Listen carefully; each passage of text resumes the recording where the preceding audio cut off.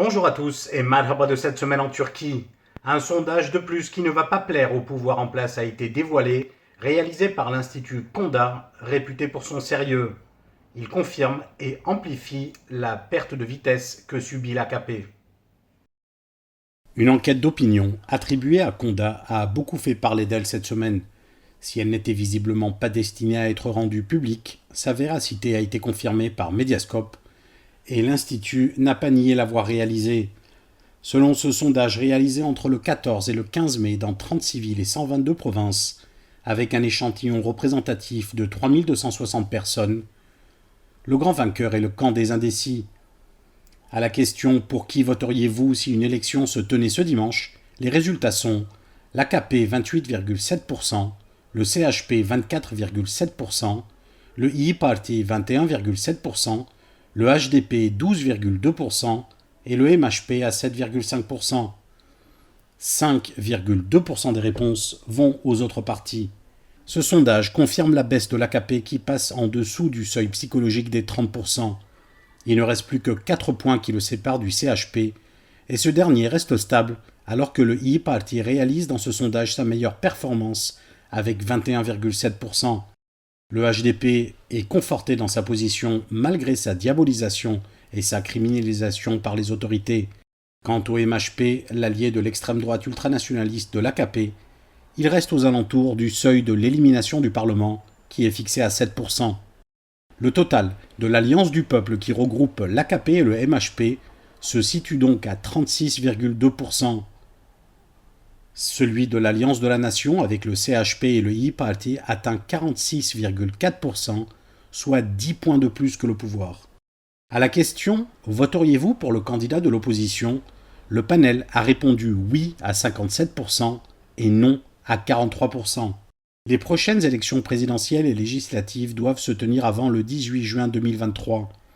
Si le pouvoir promet qu'elles se tiendront conformément au calendrier institutionnel, l'opposition s'attend aussi à des élections anticipées provoquées par surprise. Ce sondage est paru alors que la politique intérieure est en pleine ébullition. Les étoiles montantes du parti d'opposition, le CHP, Canan Kaftancıoğlu et Ekrem İmamoğlu, doivent gérer leur démêlés avec la justice, alors que leur président, Kemal Kılıçdaroğlu, s'est une fois de plus posé comme l'opposant numéro 1 à Erdogan. Les rebondissements continuent en politique intérieure avec comme arrière-plan une justice qui suit de près les opposants. La présidente du CHP d'Istanbul, Canan Kaftancıoğlu, s'est présentée mardi à la tristement célèbre prison de Silivri après avoir vu sa peine confirmée en appel. Reconnu coupable de soutien au terrorisme et d'insulte au président, l'architecte de la défaite d'Erdogan aux élections municipales d'Istanbul a été condamné à 4 ans et 11 mois de prison. Comme preuve, l'accusation avait exhumé des tweets qu'elle avait publiés, certains étant vieux de 10 ans. Kaftancıoğlu a été remise en liberté sous contrôle judiciaire le jour même. L'autre acteur, sinon le principal de la plus grande défaite d'Erdogan, le maire d'Istanbul du CHP Ekrem İmamoğlu, s'est lui aussi présenté au tribunal pour son procès. İmamoğlu est jugé pour des insultes contre le Haut Conseil électoral. Quelques mois après son élection, le ministre de l'Intérieur Süleyman Soylu avait dit en parlant de İmamoğlu « Notre peuple fera payer le prix au crétin qui va se plaindre de la Turquie auprès du Parlement européen ». Interrogé sur cette sortie, İmamoğlu avait répondu « Ce sont ceux qui ont annulé mon élection qui sont des crétins, ils devraient s'occuper de ça en premier ». Si pour le procureur ce propos est une insulte au Haut Conseil électoral, l'édile s'est défendu au tribunal en expliquant avoir visé les politiques et non le Haut Conseil.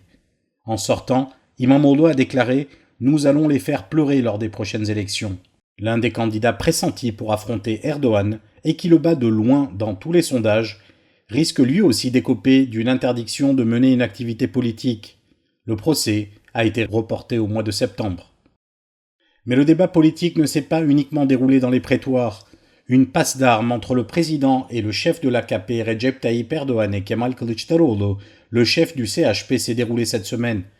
Erdogan a posé 10 questions à Kılıçdaroğlu lors de la réunion du groupe de son parti. Si la plupart étaient des accusations formulées sous forme de questions, la dernière a été « Auras-tu le courage de poser ta candidature face à moi pour 2023 ?» Kılıçdaroğlu a répondu à toutes les questions, puis a formulé à son tour des accusations sous forme de questions.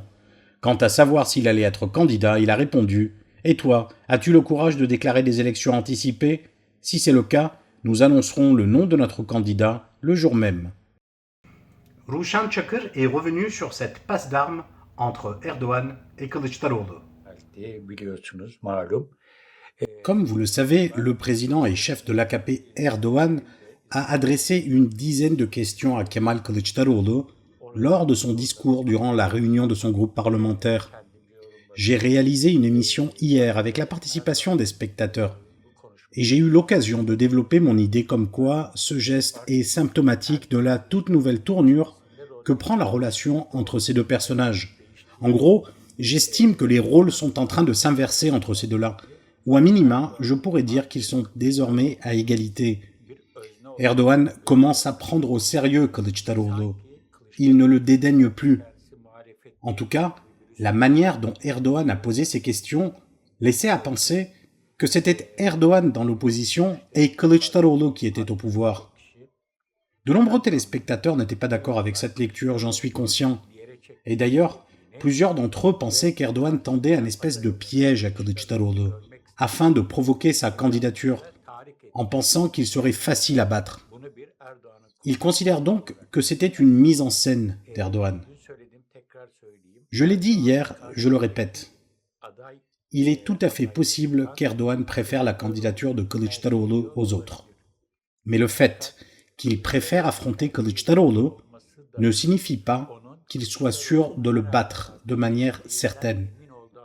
C'était peut-être le cas avant, mais depuis quelque temps ça ne l'est plus. Et lorsqu'on regarde les sondages, on voit bien qu'Erdoğan n'est absolument pas assuré de battre Kılıçdaroğlu. Il n'existe aucun signe qui corrobore cette probabilité. Au contraire, on voit bien que Kılıçdaroğlu met en difficulté Erdoğan ces derniers temps, dans l'affaire de Sadat, dans l'évocation de la fondation turkmène, lorsqu'il a organisé sa réunion publique à Maltepe. Dans tous ces épisodes, il a causé du tort à Erdoğan. Il est facile de le comprendre en écoutant ses propos, ou parfois même son absence de réponse. Et donc Erdoğan a adressé une dizaine de questions à Kılıçdaroğlu. Bon, à vrai dire, c'est des questions un peu démagogiques. Disons que ce sont des questions dont tout le monde connaît les réponses que pourrait donner Kılıçdaroğlu. Lorsqu'on regarde ces questions, leur formulation, on se rend compte qu'Erdoğan a complètement perdu tous les atouts qui lui ont permis d'accéder et de conserver le pouvoir. Et ça fait longtemps qu'il est comme ça. Ces questions font apparaître le profil d'un politicien classique de droite, voire d'extrême droite, borné, radical, qui se limite à répéter une rhétorique ultranationaliste et belliqueuse. Pourtant, il faut se souvenir que c'est en luttant contre cette rhétorique qu'il avait réussi à capter les voix du centre droit. Il avait réussi à réunir ces personnes tout en venant du mouvement islamiste. Et ça lui avait permis d'accéder au pouvoir. Mais désormais, sa rhétorique est similaire à celle de son allié le MHP, et parfois même plus radicale. Il y a 9 ans de ça, le mouvement Gezi faisait son apparition. Entre mai 68 et printemps turc, ce mouvement a été le premier d'une telle ampleur qui avait fait vaciller le pouvoir de l'époque. Le président et chef de l'AKP s'en souvient toujours et a traité les personnes participant à ce mouvement de traînées. Cette semaine, des manifestants sont descendus dans la rue pour le 9e anniversaire des manifestations de Gezi. Bloqués par la police anti-émeute, les manifestants ont été aspergés de gaz lacrymogène avant de pouvoir regagner le parcours. En réponse, le président Erdoğan, qui à ce jour considère les manifestations de Gezi comme le premier défi majeur à son autorité, a qualifié les personnes qui avaient participé à la manifestation de Gezi de « traînées ». Le turc n'ayant pas de masculin ou de féminin, il n'est pas sûr qu'il n'ait ciblé que les femmes. Cependant, ce terme signifie la même chose que sa traduction française et appartient à la catégorie des insultes sexistes.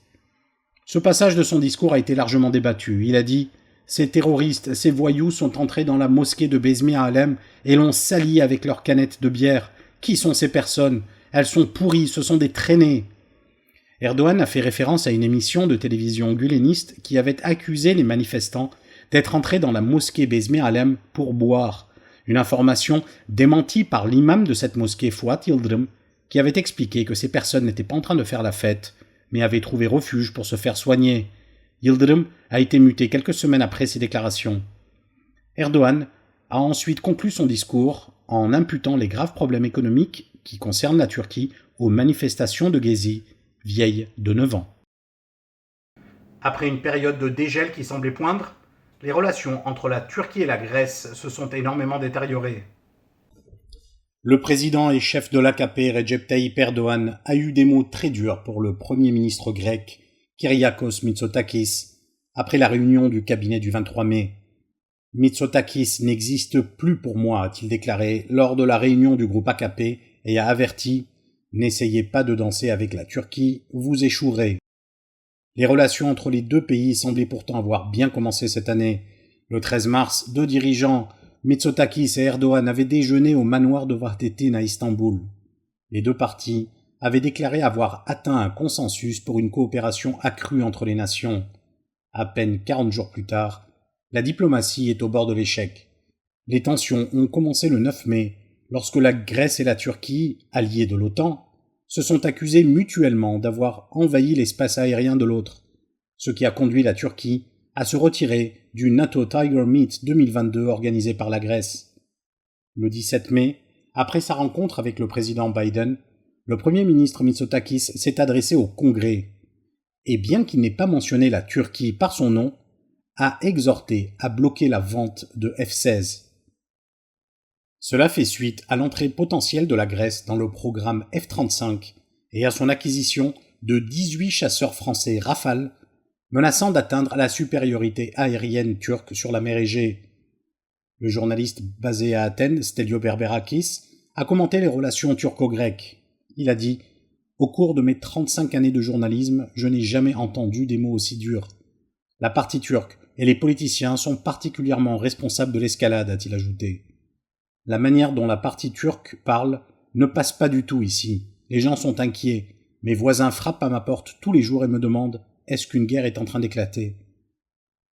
Les tensions entre les deux alliés de l'OTAN semblent attirer l'attention des autres membres. Avant-hier, le chancelier allemand Olaf Scholz a appelé la Turquie à faire preuve de prudence et de retenue vis-à-vis de la partie grecque. Le porte-parole de la chancellerie a déclaré « La chancellerie pense, en ce qui concerne les développements actuels, que les alliés de l'OTAN devraient s'unir et arrêter les provocations entre eux.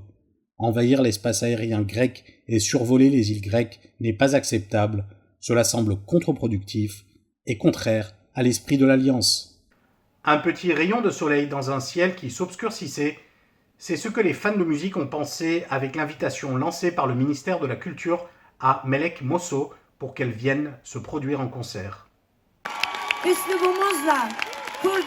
Après la vague d'annulations et d'interdictions de concerts, les autorités semblent chercher l'apaisement. Ces interdictions ont été considérées par beaucoup comme une oppression gouvernementale, conservatrice et une atteinte aux libertés.